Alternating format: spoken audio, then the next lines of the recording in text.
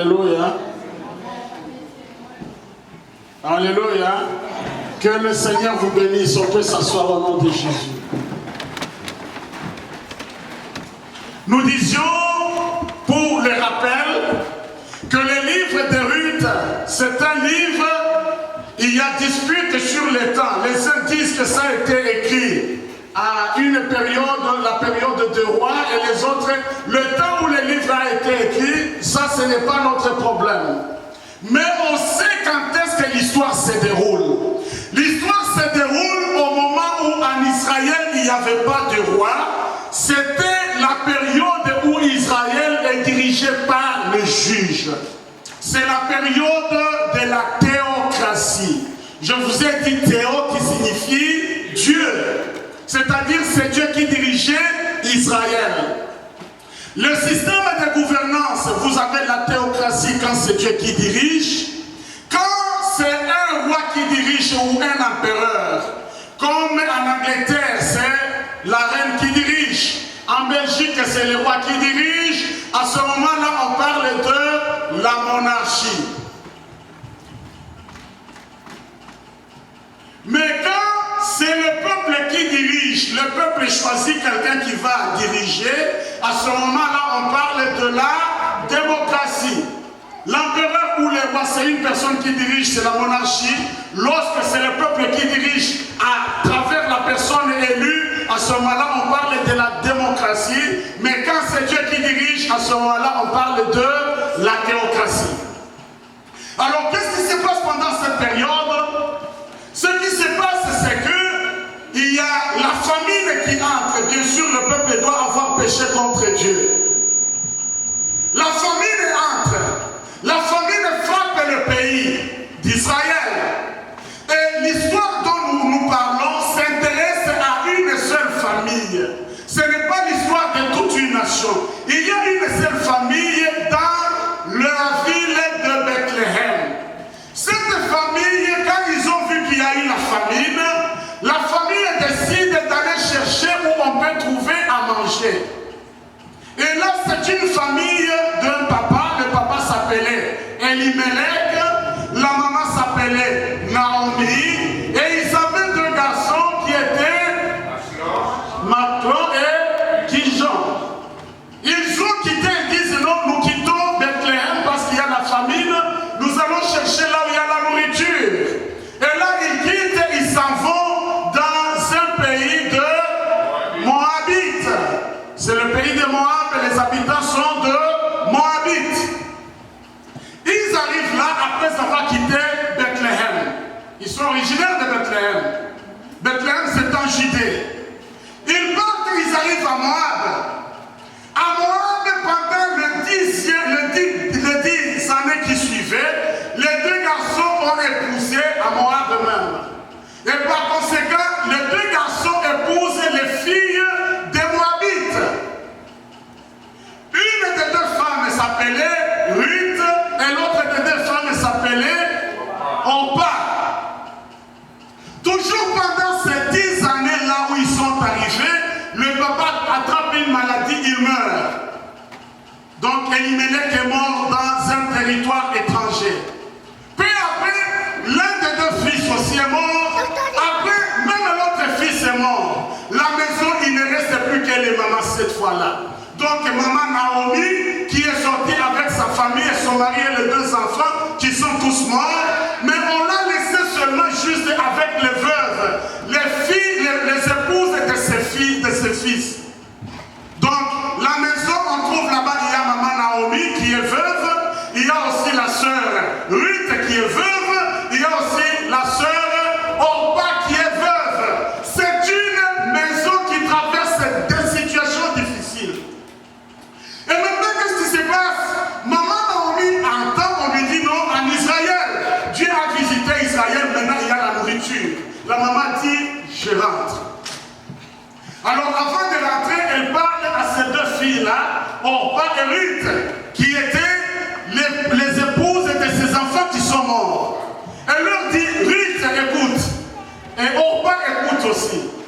Moi, j'ai décidé de retourner chez nous parce que l'Éternel nous a aidés, maintenant il y a la nourriture. Vous, Orpa, toi tu rentres dans la de tes parents, Ruth aussi rentre dans la maison de tes parents, comme ça moi je rentre chez moi. C'est malheureux que ceux qui vous ont épousés sont morts, même moi j'ai perdu aussi mon mari. La Bible dit, Orpa et Ruth ont pleuré. Les deux ont dit, non maman, on ne te laisse pas. Nous allons aller avec toi là d'où tu es venu.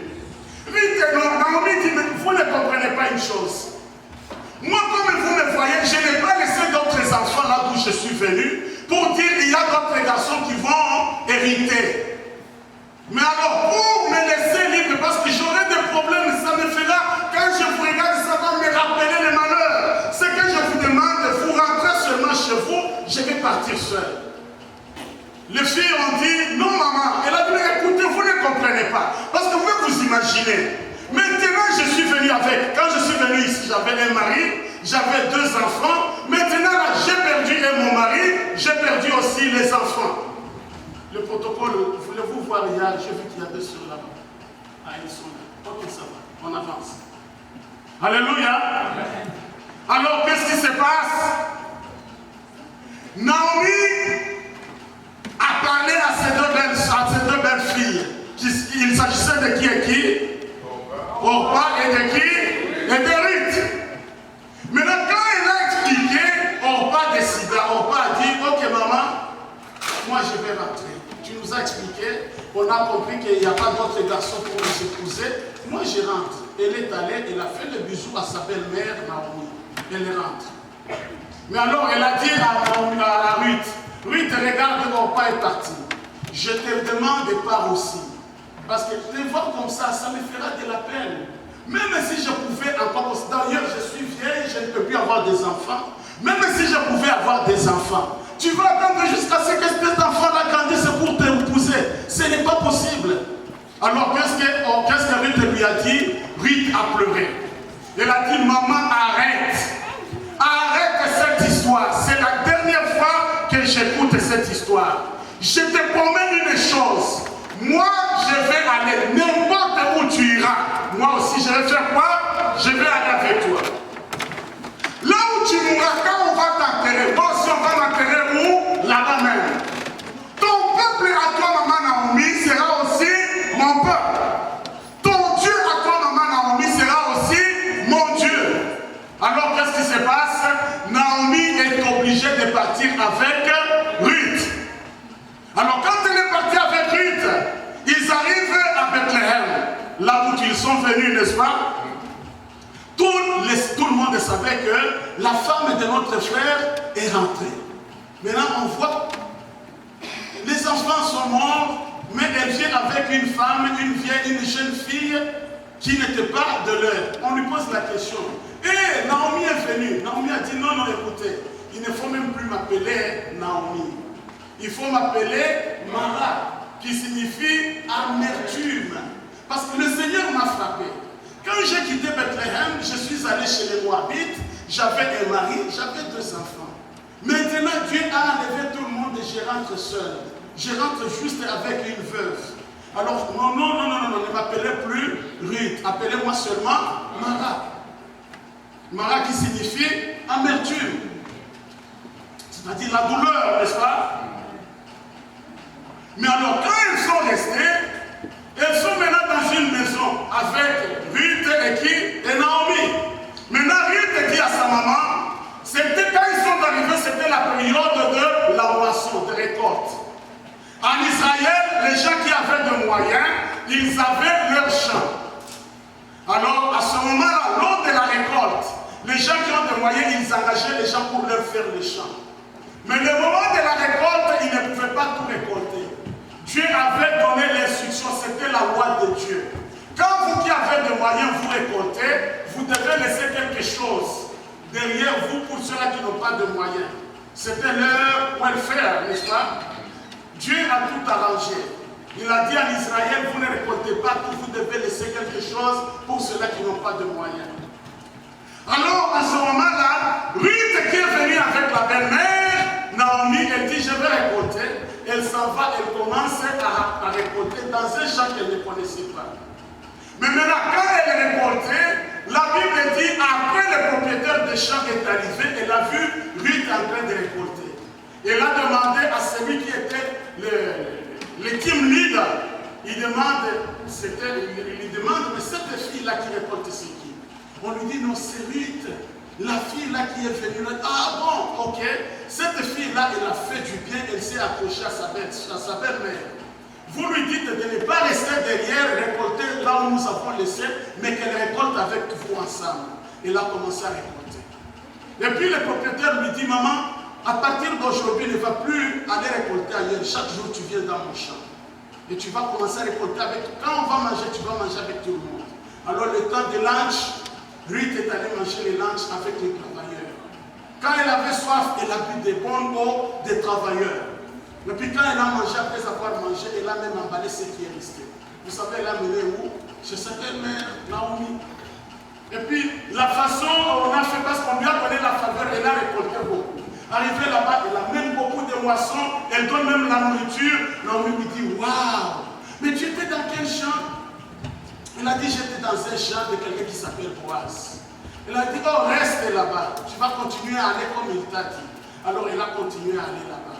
Après, Ruth dit, après Boaz, Naomi dit à Ruth, il dit à Ruth, écoute, il y a la loi dans notre pays en Israël. En Israël, il y a une loi qui existait. C'est-à-dire, si quelqu'un a épousé une femme et que cet homme-là meurt sans laisser les enfants, cette femme doit être héritée par quelqu'un de la famille de cet homme. Pourquoi?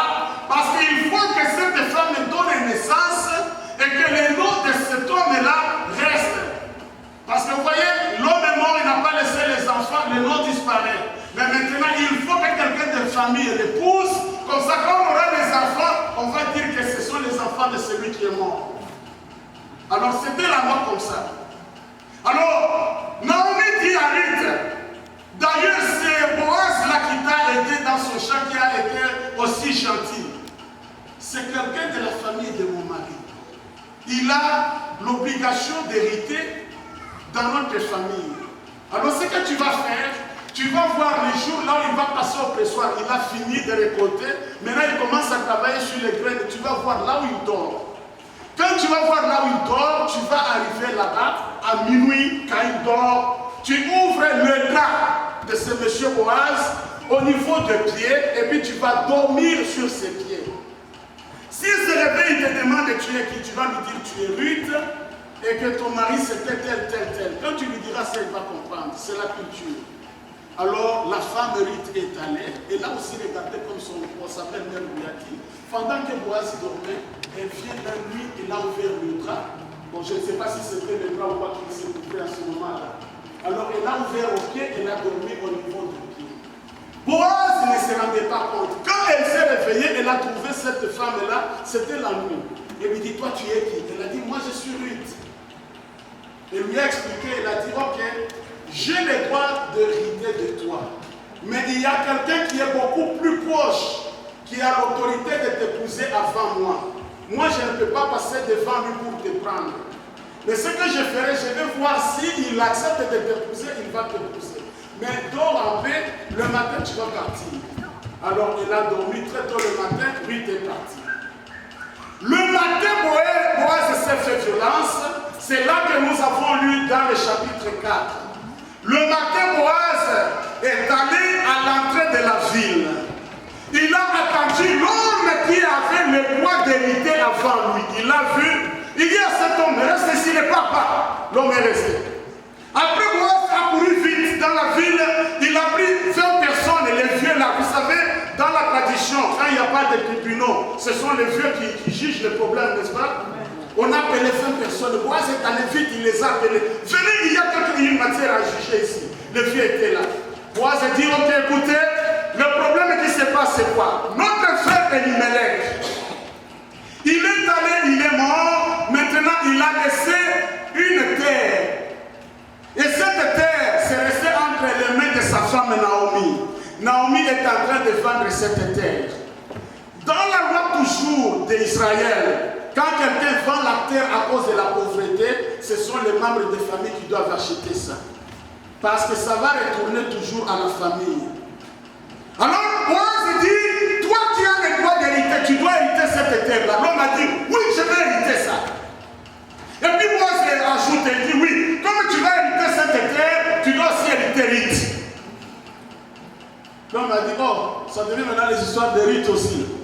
Non, si c'est l'histoire de Ruth, je laisse et la terre hérite aussi, je n'hérite pas. Parce que moi aussi j'ai ma famille et sinon ça risque de semer confusion. Boaz lui dit, si tu veux que moi, si tu refuses, moi je vais épouser Ruth. Et je vais prendre même cette terre-là. Mais la condition c'est quoi? Tu avoues devant tous ces anciens qui sont ici. Et à ce moment-là, le monsieur a avoué, il a dit non, moi je te laisse, prends l'avance, tu vas hériter de cette Ruth-là. Alors il lui a dit, en Israël, quand tu as décliné, tu dois donner le symbole pour dire que tu as décliné. Et là, on parle dans le sens de l'alliance. Alors, à ce moment-là, le symbole il fallait enlever la chaussure.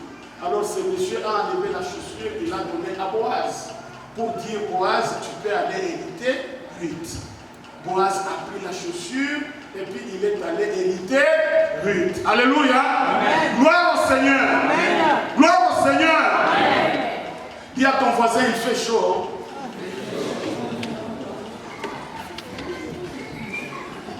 Alléluia. Amen.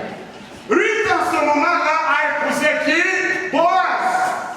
Nous avons dit que Boaz c'était, la Bible nous le dit, ce n'est pas nous qui disons. La Bible nous dit Boaz c'était l'homme le plus riche de leur village de Bethléem. Il n'y avait personne qui était plus riche comme Boaz. Et puis il avait la puissance, c'est-à-dire tout le monde le respectait. Vous savez quand vous êtes dans une ville en Afrique, même ici, vous connaissez quelqu'un comme Bill Gates, il n'a jamais été président des États-Unis. On le connaît à cause de quoi? Si Bill Gates demande de voir le Premier ministre du Canada, tu penses qu'il va lui refuser l'audience? Il est fort à cause de quoi? De l'argent. Dans les villes là aussi, c'est Boaz qui était l'homme fort parce qu'il avait aussi de l'argent. Mais maintenant, nous avons dit Ruth, qui était veuve, qui était moabite, le peuple qui ne connaissait pas Dieu. Il est devenu la femme d'un homme riche, l'homme fort, l'homme puissant de Bethléem. C'est parce que Ruth avait été une femme de quoi? De la vision. Elle a été tenace. Elle a dit, moi je n'abandonne pas. Quand la maman Naomi lui a dit non, Ruth, elles ne vont pas vous quitter, moi je n'ai pas d'enfant. Nous n'allons pas être des veuves tous ensemble. Mais Ruth a dit, maman, laisse cette histoire-là, je ne veux plus écouter ça. Ton Dieu sera mon Dieu. Ton peuple sera mon peuple. Là où on va t'enterrer, c'est là qu'on va aussi m'enterrer. Alléluia. Ruth, c'était une femme de vision. Nous avons dit quelqu'un qui a la vision, c'est quelqu'un qui s'imagine déjà comment il va vivre là où il va être. Nous avons dit par exemple quelqu'un qui étudie. Nous avons vu les gens qui disent, moi je vais étudier pour être médecin. Parce que quand je serai médecin, je vais commencer à venir à l'hôpital. Les gens disent, oh, le médecin est arrivé. Ils commencent déjà à vivre l'ambiance d'un médecin avant d'être là. Ça s'appelle la vision. Amen. Même le mariage, ça commence par la vision. Quelqu'un qui grandit se dit, non, moi dans mon foyer, quand moi je vais grandir, ma femme sera comme ça. Et puis la femme aussi dit, moi, quand je vais me marier, mon mari sera comme ça. On vit toujours dans la vision. Parce que la vision est spirituelle. Et ce qui est spirituel, c'est ce qui précède les physiques. Tout ce qui est spirituel s'accomplit. Il n'y a rien qui soit dans le physique et qui ne commence pas par le spirituel. Rien. Comme nous sommes là, tu as des oreilles. C'est-à-dire dans ton esprit aussi, tu as des oreilles. C'est pourquoi ceux qui sont dans